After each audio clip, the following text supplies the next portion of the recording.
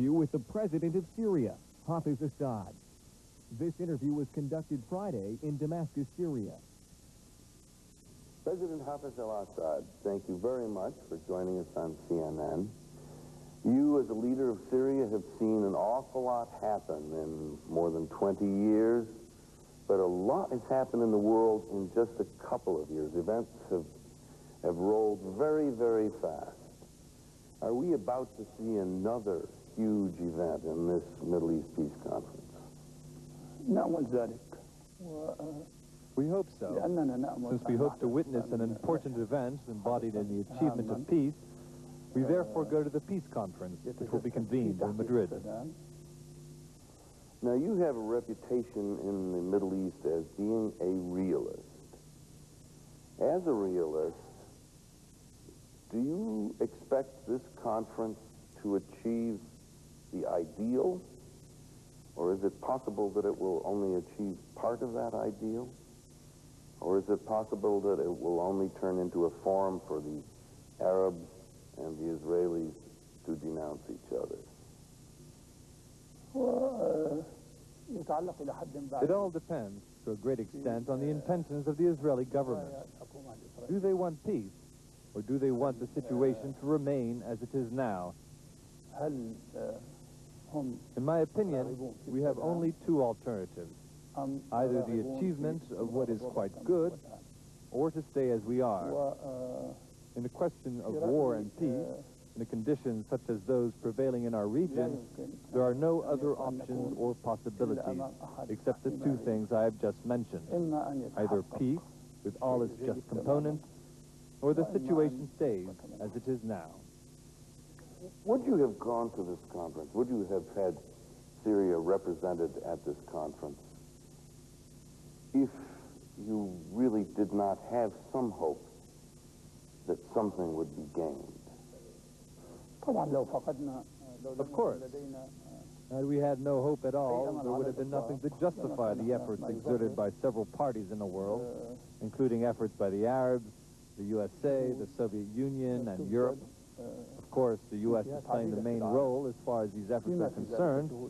If we had had no hope, there would have been nothing, I repeat, nothing to justify those efforts, and therefore nothing to stimulate us to go to the Madrid Peace Conference. Did the United States or did the Soviet Union, as organizers of the conference, give you some specific guarantee or reason to hope that something would happen? Did, for example, the U.S. promise to put pressure on Israel in certain areas, or did the Soviets do the same? The United States and the Soviet Union has given what has been called letters of assurances to the various parties, the Arabs and the Israelis. The main content of these assurances is commitment to UN Security Council resolutions 242 and 338. Basically, we asked the United States, the Soviet Union, and the other countries, especially the permanent members of the Security Council, to be committed to the implementations of the resolutions of international legitimacy as issued by the Security Council and approved by these countries themselves. I mean those resolutions which have been approved by these countries. In other words, what we have asked the United States is to commit herself to UN resolutions which she agreed to many years ago. But on a practical level, has President Bush or Secretary Baker told you that if you come to this conference, U.S. will do its very best to get you a deal on the Golan Heights or something like that? They haven't said so to me. They only said that they would be committed to UN resolutions and to decisions and attitudes adopted by the United States during consecutive American administrations. Prime Minister Shamir of Israel has said that he will lead his country's delegation at Madrid. Would it then be a good idea for some of the Arab leaders, yourself perhaps, to go to Madrid, to inject a personal element into this, perhaps a warmer element, a kind of gesture which could set the tone for the conference? The success of the conference, its progress or regress, so to say, which may happen does not depend on who represents the governments at the conference. Rather, it depends on the policies decided by the governments prior to sending their delegations to the peace conference in Madrid. Are you saying that when the conference is over, the process is only starting? That the important thing would be the negotiations that are to follow?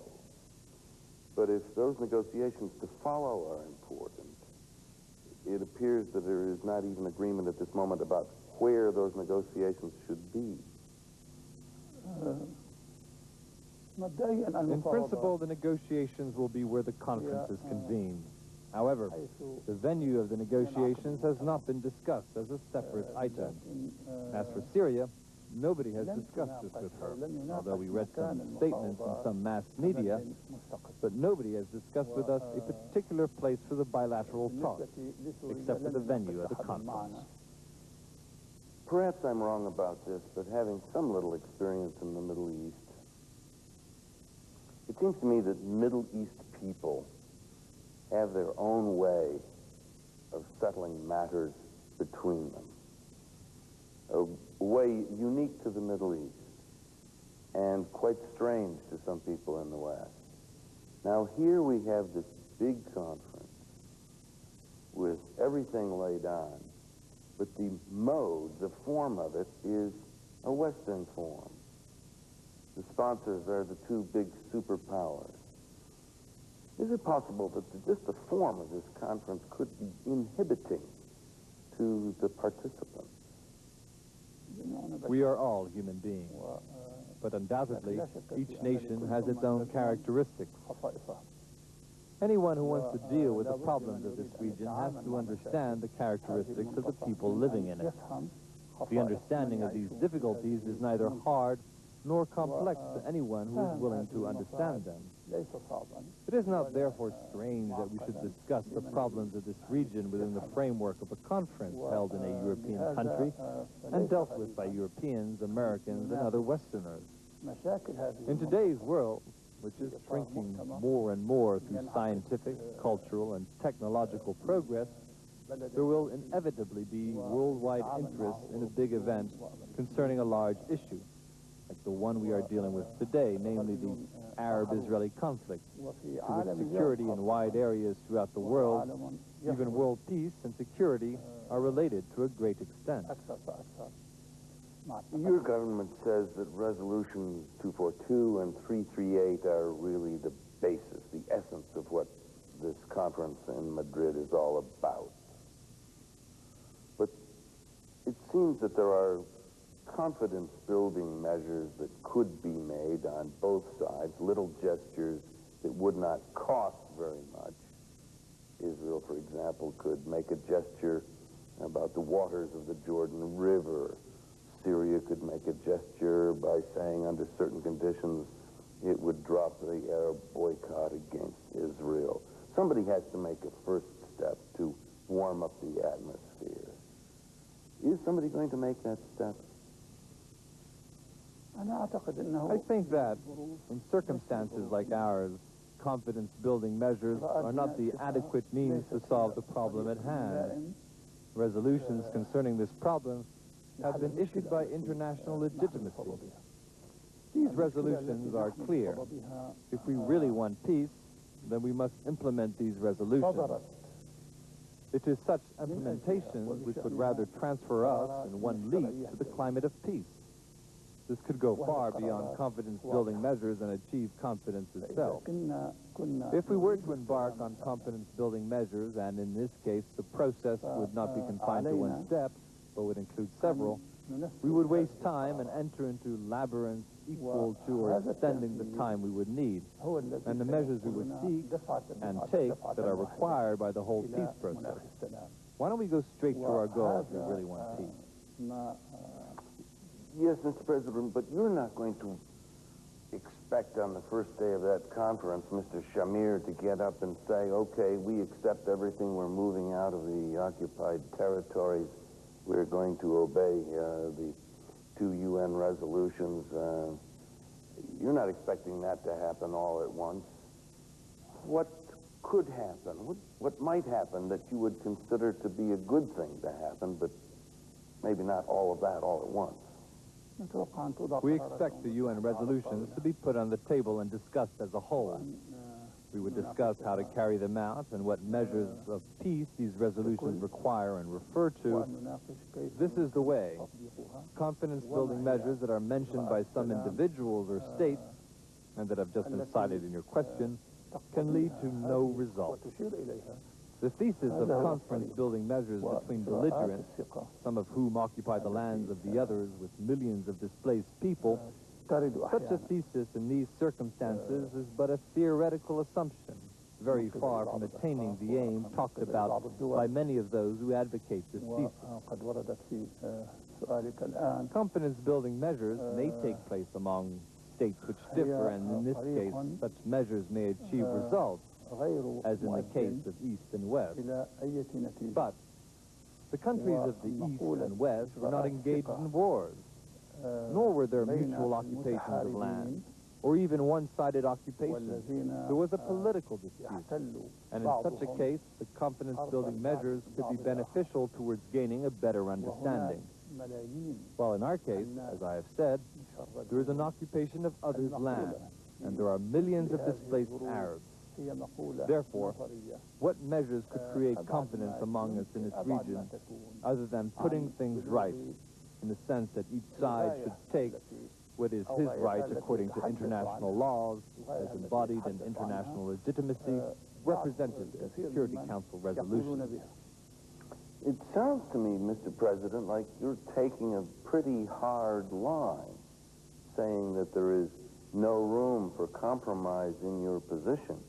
And if Israel is also apparently taking a very hard line, what hope is there for this conference to achieve anything? I do not think that on our part we have taken a hard line. Our position is that which is unanimously approved by the various countries in the world, which translated it into certain resolutions and nothing else. We are adopting a practical position and say that the road to peace is that of the resolutions. It is neither useful nor necessary to search for things outside these resolutions.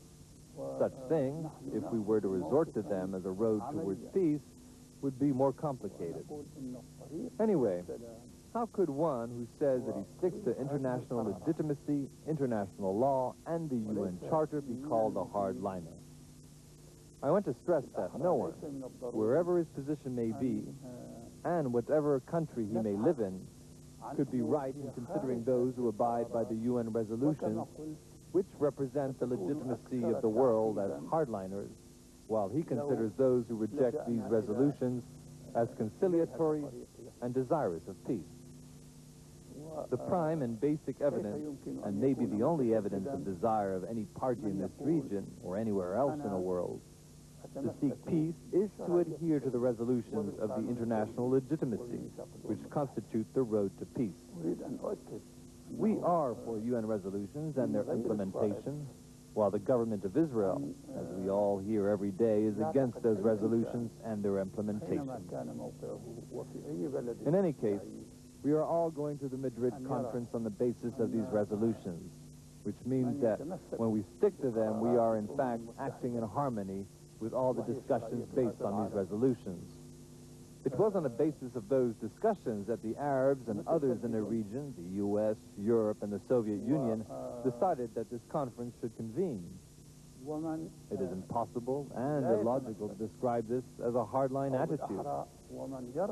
Yet, if in the course of the conference and in the course of negotiations among the parties, certain proposals in this regard were made at a time when negotiations were making progress, and if such proposals, which may fall under the title of confidence-building measures, were seen to be helpful in accelerating the achievement of peace, then we might agree to such measures.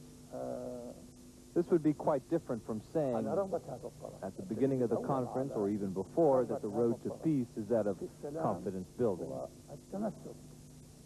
Could you give us an example of confidence building measures on both sides? I do not know. I see no reason to give a specific example under a particular name. However, for the purpose of clarification, I say, let us assume that in the course of negotiations we discussed what may be called a station along the way to peace, as required by the UN resolutions, and at this particular stage an idea is put forward calling on the parties to take a certain measure, which may come within the framework of confidence-building measures, and may push the peace process forward. We may agree to such a measure if we are all convinced that it is quite useful. As to what this measure could be, this would be inspired by the negotiations, the prevailing spirit therein and their direction, whether it is forward towards peace or backwards. Well, let me put this to you now, Mr. President. Among the people of Israel, for a long time, you have been perceived as the man who wants to destroy their state, which they see as equivalent to destroying their nation, to destroying them. Why don't you say right now, loud and clear, on CNN, I have no intention of destroying the Israeli people or the Jewish nation or the Jewish state? Wouldn't that help things along right there? If they view us, as you have said, how do we see them? We have statements by many Israeli leaders, speeches and other things that corroborate this. This shows very clearly that their aim is expansion, land acquisition, the displacement of other millions to be added to the Palestinian, Syrian, and Lebanese displaced people. When this is the case, we are entitled to say about them far more than they say about us. Yet, let us put this aside and go back to the question of destruction. We say that we want to implement the UN resolutions and to adhere to them. Anybody who reads these resolutions will find nothing in them referring to the destruction of others, be they Arabs or Israelis.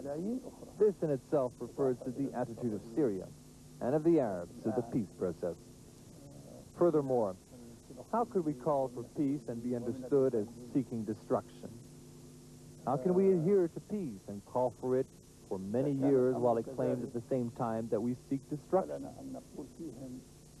I refer you to my speech during the October War when fighting was at its height between us and the Israelis. I addressed our people and the world. I remember that I said, we want death to nobody. We want destruction to nobody. We are only defending ourselves against death and destruction.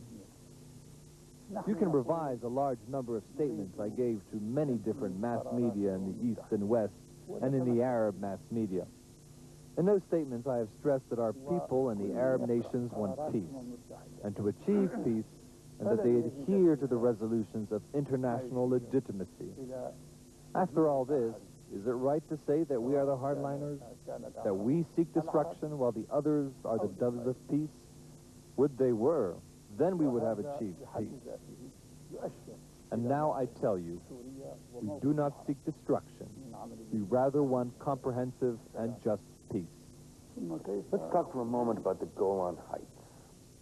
You came into office after the loss of the Golan Heights in the 1967 war, but it's always been an aim of yours to get that territory back for Syria. Is it possible that if negotiations about the Golan Heights were to be going well, and negotiations about the Gaza Strip were to be going poorly, that you would be able to come to an agreement separately with Israel on the Golan Heights? Nobody inside or outside our region, or in Europe, America, East Europe, and other areas of the world has any interest in not achieving a comprehensive peace in this region. Because any separate peace or separate and partial peace process will not realize peace, security, or the stability in this region. Any one party that remains in a state of war with Israel will reverse this region once more to comprehensive and complex conditions and consequently to comprehensive wars in the future. Therefore, Multilateral wars and conflicts require comprehensive peace. I am here stressing what I consider as principled and beneficial to all the parties. I can give evidence to this from the realities of all the regions. Such evidence is well known to all. I assure you that if we all were serious in search of peace, then we would be able to overcome all obstacles which may block the road to peace. At the same time, I stress that we, the Arabs, are serious in search of peace. But if I get you correctly, you're saying that you do not accept that, in the Western expression, half a loaf is better than none, that you would not be willing, for example, to conclude an agreement with Israel over the Golan Heights while negotiations concerning the West Bank, for example, were still going on. I am not discussing the technique of work. I am rather arguing from the standpoint of the comprehensive nature of the settlement. This does not mean that a step here must be accompanied by a step there. I do not mean that the negotiations in various committees should be exactly parallel. Nobody would adhere to this because it is not practical. But I am discussing the final settlement, which must be a comprehensive one. On the other hand, if one committee is advancing rapidly and another is moving slowly, this is only the nature of things, and it is inevitable. Would you look optimistically for a peace treaty at the end of this, to be signed by all of the parties? Of course, we have to reach a peace agreement if we want peace. Clearly, it is my view that it is the interest of all to reach such agreement. Let me turn to your relations with the United States. These have changed immensely in recent years. Who changed their attitude or their mind? Was it the United States? Was it you? Was it the movement of the world? What happened? Was this only another example of the famous shrewdness of President Hafez Assad? On matters concerning the United States, an American official should be asked. As far as we are concerned, certain events have taken place, of which our opinions were not dissimilar without prior agreement. Perhaps this has led to improvement of relations between the two countries. And perhaps American officials noticed, and I say perhaps because I do not want to speak or discuss their motives on their behalf, that what has been said about Syria was not true, and much of what has been said in America and in other countries was not true. Anyone who tried to follow up and to know realistically and objectively the conditions in this region and Syria's attitude towards several issues, which arose during several past years, would conclude that very much of the talk about Syria was false. That is why I say perhaps some of the American officials realize that the impressions they have got or convictions that they had formed were based on false talk or at least inaccurate talk. Let me give you some examples of what used to be said about Syria. While we were continually emphasizing the importance of peace and the work for peace, some people used to say and are still saying that Syria rejects peace. It was said that Syria practices terrorism and takes part in acts against American citizens at a time when we were helping to save many Americans from difficulties and from acts that were very grave. These are only two examples of what used to be said about Syria inside and outside the U.S. I believe that at least some of those who spread rumors about Syria have learnt the truth about the real position of Syria. Is there also an increased trust between you and Mr. Bush and Mr. Baker compared to previous administrations? I made the acquaintance of President Bush when we met in Geneva, and made the acquaintance of Secretary Baker in our several meetings during his trips to the region. I have respect for both men. At the same time, I want to say that during a certain period in the 1970s, there were some developments in the relations between Syria and the U.S., but this regressed after the Camp David Accords. I know you don't like this comparison, but it's an inevitable one. When you became a Desert Storm ally of the United States. There were inevitably comparisons with the Desert Storm adversary, Saddam Hussein. You were both strongman leaders, both on two different derivatives of the original old Ba'ath Party, both trying to build nationalist, secular states, and both opposed to fundamentalist Islam. Quite a lot of similarities there. And people were saying, why, Hafez Assad, he's no better than Saddam Hussein, except he's on our side. What's the difference between you and Saddam Hussein? The important thing is not who is better than the other. It's really strange that this question was put to me only recently in a previous interview with the American television network. And I wonder what is behind this question. At any rate, I can say that we in Syria and Iraq belong to the same nation. We sympathize with the people of Iraq to a maximum degree, and also with the other Arab people. We share their suffering. At a certain time, we in Syria and Saddam Hussein and a group of Iraqi leaders were in the same party, which is the Ba'ath Party. But we differed long ago and became two separate, totally different parties since 1966. Throughout the rule of Saddam Hussein in Iraq, there has never been any agreement or normal relations between the two countries, except for a few months, not exceeding 6 months. Otherwise, our differences have been total and continuous. This in itself offers the same answer to your question, specifically if you want to read the implications of this situation. And I gather one of the implications is that maybe you're a bit smarter and you keep your word a bit more. That's what's written about you. In fact, the issue may be larger since we have differences for such a long time throughout the rule of Saddam Hussein. There are many differences between us in personalities and acts and principles and other things. Our differences were not only during his rule. As I have said, we split into two separate parties 25 years ago. This means that the points of meeting between us, if they exist, are very scarce. People who live far from this part of the world sometimes think that Operation Desert Storm did not go far enough. Saddam Hussein is still in power, still retained a good part of his forces. Those are people who live far from here. What do you think? You live close to Iraq. Do you think the outcome of Desert Storm was about right? Does Saddam Hussein still pose a threat to Middle East security? What Syria was concerned about was to end the occupation of Kuwait by the forces of the Iraqi regime. Syria had no other concern beyond that. If the question means that the forces of Desert Storm should have entered Iraq, changed the regime, and made or set up a new regime, we neither believe in this nor approve of it.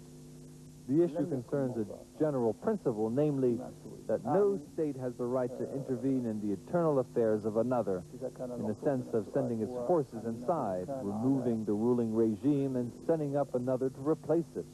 For us, this is a principle. As for me, I think we ought to suppose that it applies to all the peoples of the world. This opinion is not changed by the difference that has been and is still standing between us and Saddam Hussein and the ruling regime in Iraq. In our opinion, the change of the regime or keeping it in Iraq or in any country is the concern of the respective people themselves. Let me ask you about the hostages. We've seen an increased flow of Western hostages from Beirut recently. Hopes are raised. It would appear that the hostage keepers and hostage takers are feeling the heat. Are you the one who is holding the match? What's going on among those clans and families and organizations that are holding those hostages at this moment? General developments on the whole have contributed to the improvement of the situation. I mean, they have helped to create a better climate, advantageous to the hostage and the abducted. In the past, too, a number of hostages of various nationalities were released. Syria most certainly has had a hand in helping those released. This is still the case today. Syria cooperates with all those able to help, be they states or groups in the region, in order to help the abducted. Perhaps the improvement of the situation in Lebanon was one of the major factors that made things better, in addition to Syria's efforts in collaborating with others, and the possibility that such joint efforts have benefited from the climate to which I have just referred. I would like also to point out to the cooperation of Iran and the important role it plays in helping the hostages. I have read that the people who are keeping the hostages are frightened people now, that they feel that they have been infiltrated, that they are fighting among each other and are desperate to get out of this whole thing and get it over with and escape punishment. Is this true as far as you know? What do you expect to happen soon? Do you expect all of the hostages to be released very soon, or what? In fact, I have no information on the kidnappers, in the sense that they are frightened or not. I have read something about that in some newspapers. Of course, we do not know the kidnappers in person. Anyway, I do not think that fear, if they are really frightened, is a factor that helped in freeing those who were released recently. As I said, I believe that it is the efforts made and the general climate in Lebanon and in the region that help. I am optimistic in my expectation of the possible release of the hostages who suffer from conditions so difficult from the human point of view. I am optimistic that they will be released in the near future. I repeat that fear was not the factor which helped in the recent releases of hostages. Witness the fact that a big number of them were released before the period in which there was talk about the fear of the abductors. Just quickly, would you expect more hostages to be released soon, before the weekend, before the conference? I have no information that would enable me to say yes or no just now. Just one final question, Mr. President. When people around the world look at the opening of this Madrid peace conference, and they see angry words, and they hear recriminations, should they give up and feel that there's still no chance for peace in the Middle East? As far as I know, there are no angry words so far on the Arab side. Statements by various Arab officials are rational and logical. The angry words you refer to can be heard from some Israeli officials. You hear their angry words in the United States, and we hear them here in Syria and in the other Arab countries. If you mean what may be said at the opening of the conference, I think the Arab position will remain the same, and there will be no angry words on the part of the Arabs. However, it is only natural that the Arabs should express what they believe is right and just, and to abide by the UN resolutions, to insist on the commencement of the peace process, and to follow it up until peace is achieved through sense, logic, tranquility, and patience, and not through anger. We are going to the conference. We are serious, and we adhere to peace and hope that the others will be the same. President Hafez Assad of Syria, good luck to all of you at that conference, and thank you very much for taking the time to join us on CNN. This has been a CNN special, an exclusive interview with Hafez Assad, president of Syria. This interview was conducted Friday in Damascus.